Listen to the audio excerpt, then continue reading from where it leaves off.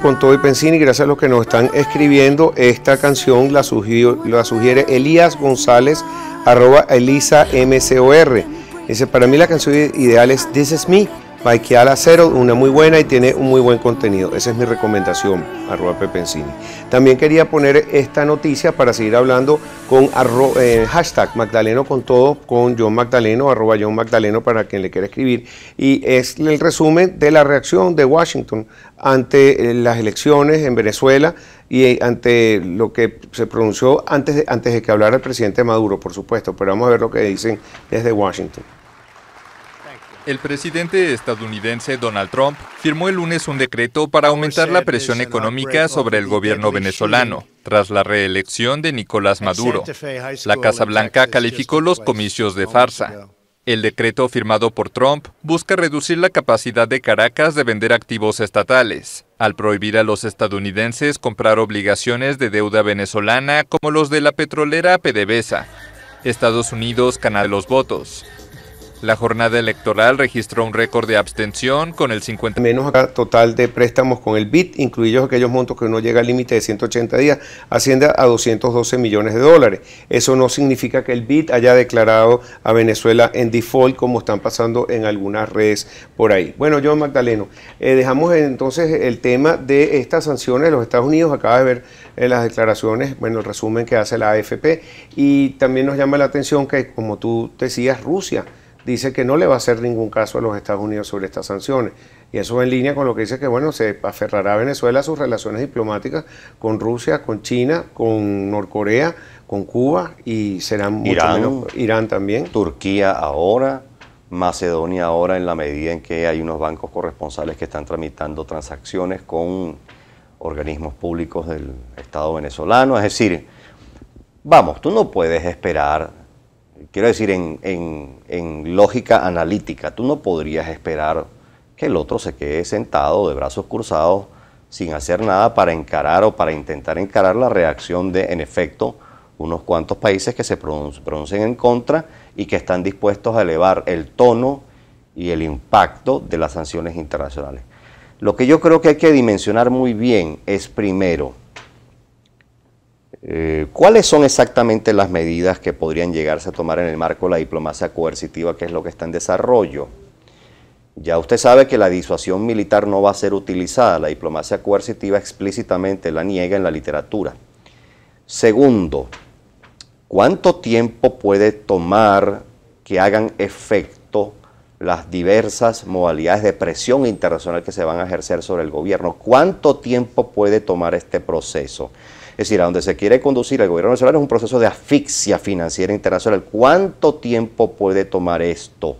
Tercero, ¿qué efectos sobre la población venezolana, no solo sobre el Estado, qué efectos va a tener esto? Así que, de vuelta, mi llamado es, mire, usted puede haber elegido lo que usted haya decidido correcto de cara al domingo. Ahora mi invitación es, reflexionemos todos juntos respecto de las consecuencias, de las opciones estratégicas disponibles. Este es mi llamado desde hace año y medio. Es decir, reflexionemos bien, reflexionemos a fondo acerca de cada uno de los riesgos y costos que se corre con cada elección. No es verdad que alguna opción estratégica no estuviera sujeta a riesgos y costos. Todas las elecciones posibles frente a regímenes antidemocráticos están sujetas a riesgos y costos. Por tanto, es el momento de vuelta, serenar el debate, racionalizarlo, ser respetuoso. Si usted critica, con razón en mi opinión, a un régimen por su talante y comportamiento autoritario, entonces compórtese como demócrata, es decir, compórtese como ontológica, de descalificaciones. Esto no contribuye. Claro. Por eso te comenté al principio del programa sobre una lista de estilo Tascón que ahora hace la oposición. Bueno, ya los abstencionistas demostraron, la gran mayoría que fueron, porque esto ha sido uno, según los números del CNE, que ha sido las votaciones menos votadas, acudidas por el pueblo venezolano. Sin embargo, y están revisando sus votos. Él no ha reconocido eso. Y algún actor tenía que hacerlo. No tuvo la mayoría, lo reconoce, pero también quiere revisar sus números. Y si no lo hubieran tenido él adentro, entonces ¿qué hubiera pasado? Un gran vacío. ¿Cuáles son esos escenarios que tú manejas? Bueno, muy bien. Una primera consideración es pasa por interrogarse, ¿cuál habrá sido el efecto combinado de una abstención que en efecto a la postre fue mayoría. Por cierto, a despecho de lo que decían buena parte de las encuestas, porque en ninguna encuesta que yo pude ver, y vi varias, no menos de 5 encuestadoras, publicaron estudios, incluso algunas de ellas 3 en concreto, pocos días antes de la elección. En ninguna de las encuestas la abstención era predisposición mayoritaria. La predisposición mayoritaria era ir a votar. Claro, hay un conjunto de circunstancias, no estoy negando que no haya habido motivaciones para que el que no fue tomara esa decisión. Pero a ver, esto no era el clima de opinión predominante hasta pocos días antes de la elección. Bueno, y finalmente se impuso la abstención, que según el último reporte del CNE, es del 54%. Ya sé, y abro paréntesis, ya sé que hay problemas importantes de naturaleza analítica si usted toma en consideración solo los resultados oficiales. Ya la sé. Nota metodológica. Bueno, si acaso estos resultados fuesen correctos o se aproximaran a la verdad, entonces, en efecto, la abstención habría sido del 54%. Ahora, la pregunta que se deriva de esto es la siguiente. Bien, se impuso la abstención. Primero, ¿cómo utiliza la abstención registrada como una palanca para lo que tantas veces se dijo, la deslegitimación? La deslegitimación no es un acontecimiento, no es un evento, es un proceso que, por cierto, es más complejo de cara a regímenes autoritarios. Una deslegitimación de un gobierno en el marco de un régimen democrático puede resultar un poco más sencillo, es decir, la combinación de protestas, reclamos, movilización, organización y la canalización política de estas demandas pudiera, en efecto, presionar lo suficiente a un gobernante democrático como para que renuncie o como para que se identifique un camino institucional para procesar esa demanda de cambio político. Frente a un régimen autoritario no es tan sencillo. Frente a un régimen autoritario, la deslegitimación tiene que llegar a socavar no solo sus bases de respaldo, las que le quedan, sino tiene que alterar los centros de gravedad, es decir, los soportes del régimen autoritario. Y se supone que es autoritario precisamente porque viola garantías constitucionales y esta es una elección estratégica que ha legitimado, vamos, el entorno, factores de la coalición dominante, sus centros de gravedad. Entonces la deslegitimación tiene que socavar a tal nivel esos respaldos de la coalición dominante como para volver factible el inicio de la transición a la democracia. Y este no es un proceso sencillo. Segundo interrogante, bueno, muy bien, se ha impuesto la abstención.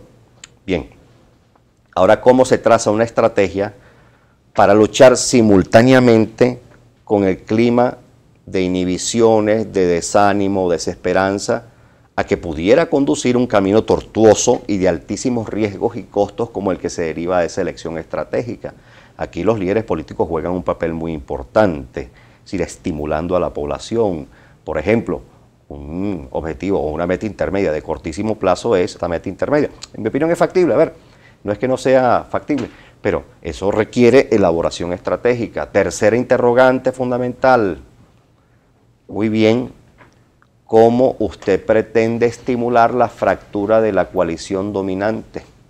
¿Sí? Dado que se desechó mayoritariamente la vía de la elección, incluso para estimular el fraude, como para facilitar el proceso de la fractura de la coalición dominante, que por cierto no ocurre de la noche a la mañana, hay toda una operación política que se monta para volver factible semejante objetivo, que por cierto incluye conversaciones privadas con algunos factores de la coalición dominante, que a la postre terminan siendo cooperadores. No me diga que esto no es factible, porque es que en la literatura y en la evidencia comparada, en el 51% de los 61 casos que hemos analizado, 51% de los 61 casos que hemos analizado, la transición se estimuló desde dentro del régimen autoritario. Es decir que si había potenciales colaboradores de la transición.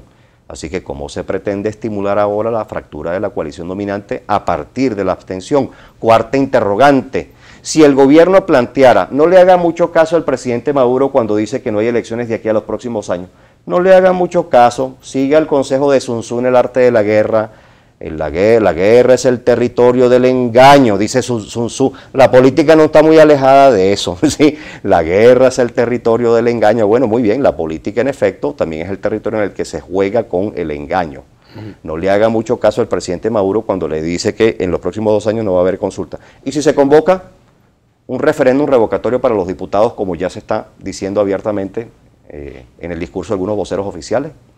y si se convoca un referéndum consultivo para aprobar o improbar una eventual constitución que ya surgiría de la constituyente. Ya Delcy Rodríguez dijo el día domingo que estaba lista, es decir, ¿qué se va a hacer allí? ¿Cómo se van a aprovechar estas coyunturas para intentar facilitar la fractura de la coalición dominante? Y las personas que votaron, que no representan ni siquiera un 20% del país, con ese 20% pretenden cambiar una constitución de un país. Tenemos que ir a una pausa.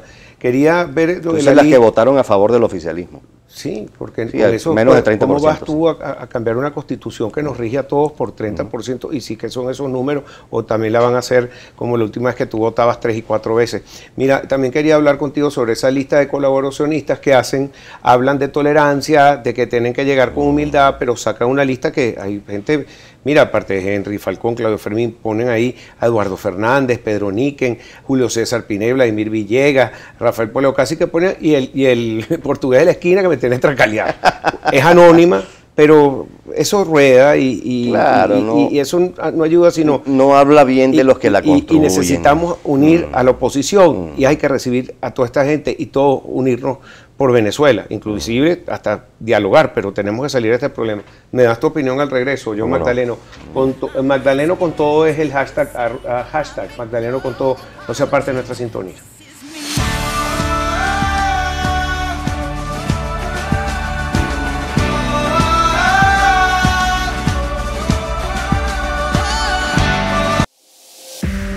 Usted está viendo Con Todo y Pensini.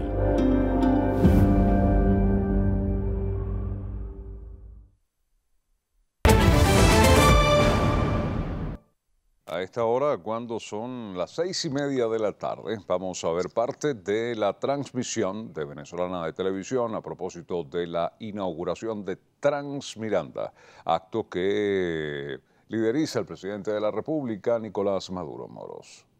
Lisbeth, ustedes, el pueblo tiene que elevarse aún más y tenemos que profundizar la organización comunal. Un plan económico de crecimiento y prosperidad.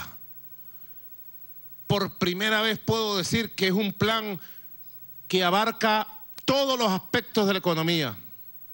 La economía productiva, en primer lugar, que abarca el aspecto tributario, fiscal, monetario, cambiario, nacional, internacional. Abarca todos los aspectos de la economía. Creo que es el programa económico más completo que hemos hecho en tiempo de revolución. Le doy las gracias a más de 60 expertos mundiales que estuvieron aquí el viernes, sábado y domingo trabajando conmigo, apoyándome. Expertos de la China, de Rusia, de Estados Unidos, de Argentina, de Ecuador, de Brasil, de México, expertos del mundo, de España.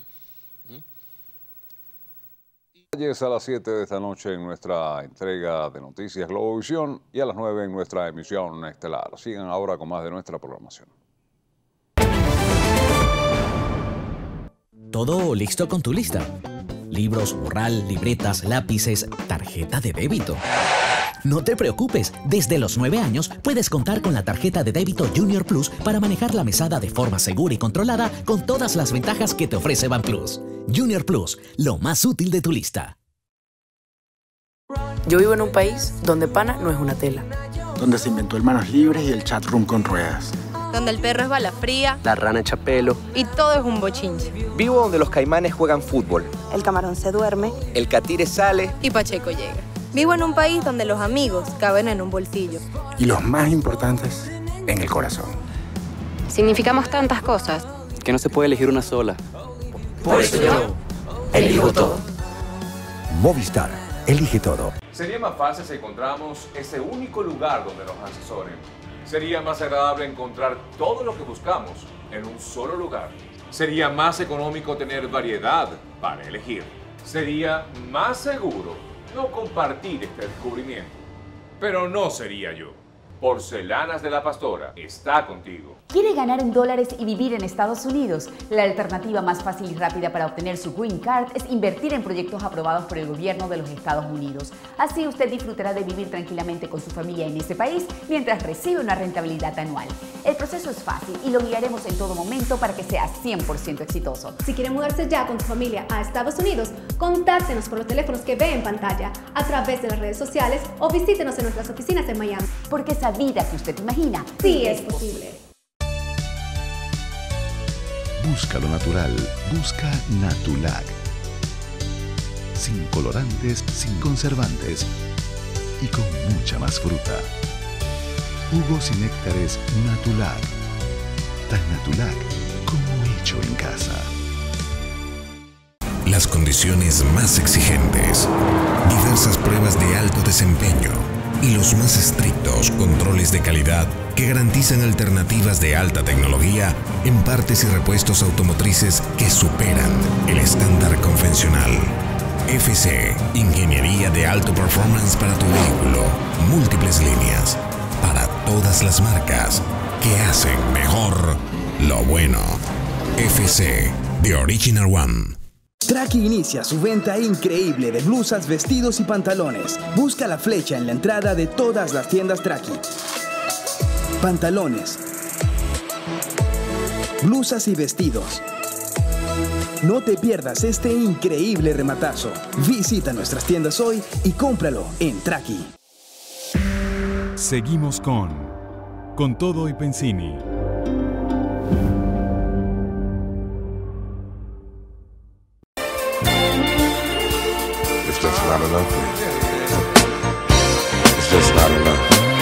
Bueno, con ustedes aquí en Con Todo y Pensini y Globovisión. Esta canción la ofrece María Eugenia Leal, @mente exquisita, y dice: por favor sugiero que ponga algo de Barry White, por favor, el maestro del amor. Ahí lo tiene, señorita. Y también tenemos algunas preguntas para el invitado de hoy. El hashtag es Magdaleno con todo, aunque sigue estando entre las 10 primeras Claudio con todo. Mr. Pensini, bueno, el programa de hoy sobre las elecciones con Claudio Fermín, vale la pena repetirlo. Este quedó de ayer, pero me lo están mandando otra vez. Vale la pena repetirlo y entender por qué nos raspó la abstención. Se perdió el chance para salir de esta tranca roja. Mi canción favorita, Imagine, de John Lennon. También tenemos algunas preguntas para ti. Que ¿cómo ves, Magdaleno, la Venezuela en 6 meses? Ya te voy a decir otra. ¿Qué le recomienda a la oposición para que logre la convocatoria de unas elecciones libres sin partidos y políticos inhabilitados? Edwin Quintana. Loida Esther, ¿usted cree que el presidente aguanta la situación una vez que se sienta la asfixia internacional y se empeore la crisis? Gabriel G. Gab Díaz, ¿el señor Magdaleno de alguna manera participaría en el equipo estratégico de la oposición para enfrentar lo que nos viene? Así que bueno, esas son las preguntas. No sé si quieres responder a alguna de ellas. Bueno, muy bien, vamos a tratar de hacerlo en el orden en que estuvieron formuladas, si la memoria me lo permite. Usted sabe que después de los 40 ya... Bueno, te la repito, no tengo problema. Ok, la primera es la de los 6 meses. Lo que veo de aquí a los próximos 6 meses es una agudización de la crisis económica. Ya el gobierno está enviando tempranamente. El presidente Maduro lo hizo hoy en la alocución que hubo desde el Consejo Nacional Electoral. Envió señales de una potencial radicalización, es decir, está diciendo que va a ser más firme y fuerte con el sector privado, cuando más bien lo que se requeriría para corregir las distorsiones macroeconómicas es estimular el aparato privado, estimular la inversión privada nacional y extranjera. Así que tempranamente ya tienes unas señales, a los 2 días del evento del día domingo, ya tienes unas señales de que quizás no podría ocurrir, en efecto, era lo más probable, una modificación sustantiva de la política económica. Eso va a significar una precarización de la vida cotidiana, va a significar mayor conflictividad social, en mi opinión. No pierda de vista, mi estimado televidente, que las protestas vienen creciendo desde el año 2015 hasta la fecha, que los saqueos y conatos de saqueo están creciendo según la data del Observatorio Venezolano de Conflictividad Social desde el año 2016, perdón, desde el año 2015 están creciendo también. Es decir, que esto comunica un proceso de convulsión social en marcha. Las presiones internacionales van a continuar, va a haber una respuesta del gobierno venezolano con la red de gobiernos iliberales y antidemocráticos para intentar hacer frente a las presiones internacionales. Sí, puede haber una creciente asfixia financiera por parte del Estado venezolano, pero mire, Ponga esto en perspectiva histórica y comparada. En Sudáfrica hubo mucha presión internacional. Tuvo que transcurrir más de una década como para que se implementaran reformas políticas en la dirección de una liberalización, es decir, en la dirección de una restitución de garantías que habían sido violadas por el gobierno de de Klerk. En Ghana, que es un caso que yo he estudiado en alguna medida, bueno, desde que empieza la presión del Banco Mundial y el Fondo Monetario Internacional sobre el gobierno del general Rawlings, hasta que se implementan las reformas finalmente y la oposición, después de unos cuantos años, llega al poder, median más de 10 años. Es decir, hay muchos casos con los cuales usted puede tomar nota de, primero, el tiempo que toma hacer efecto, el tiempo que las presiones internacionales toman en hacer efecto, incluyendo las financieras. Segundo, también se tiene noticia de los efectos que esto tiene sobre esas sociedades. Las precarizan su vida cotidiana. En efecto, las condiciones socioeconómicas se deterioran gravemente. Es decir, este era el tipo de riesgos y costos a que yo me refería cuando discutíamos esta materia. Está bien, la mayoría decidió una elección, pero ahora el liderazgo tiene que asumir las consecuencias de esa elección estratégica. Entonces, esto en grandes rasgos sería la Venezuela que yo veo de aquí a los 6 meses. No veo perspectiva de cambio político de aquí a 6 meses, no veo perspectiva de inicio de la transición hacia la democracia en los próximos 6 meses. Ojalá un debate que continúe en algunos círculos, en sectores de oposición, se tramite de forma cada vez más civilizada y ojalá se abran espacios de interlocución también entre estos sectores de oposición, me refiero al liderazgo, como para que, bueno, se lleguen a algunos arreglos básicos, pues algunos elementos esenciales de una estrategia conjunta. La segunda era... No, ya contestaste que si podías participar como mediador entre... bueno, más que mediador entendí que la pregunta era si podía ayudar al equipo de la oposición. ¿Cómo no? ¿Cómo no? Mire, todo lo que contribuya a la transición hacia la democracia, lo voy a decir clarito y raspado, es un objetivo de vida para mí.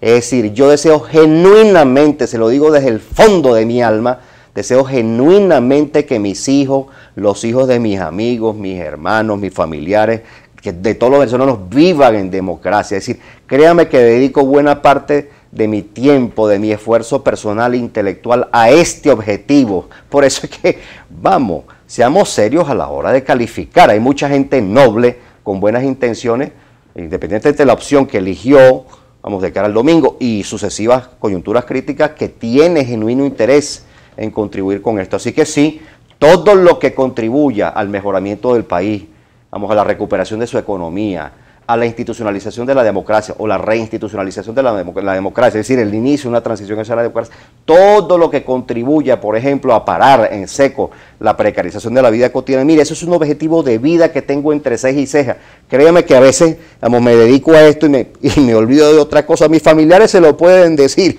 digamos, en persona, para que usted vea el nivel de compromiso que uno tiene. Está bien. Mira, tenemos que ir a una pausa. Nos queda una pregunta pendiente, pues la pasamos para la próxima, sobre esa mini lista Tascón 2 de la oposición. Ya regresamos con John Magdaleno. Les recuerdo, es Magdaleno con todo. Escriban.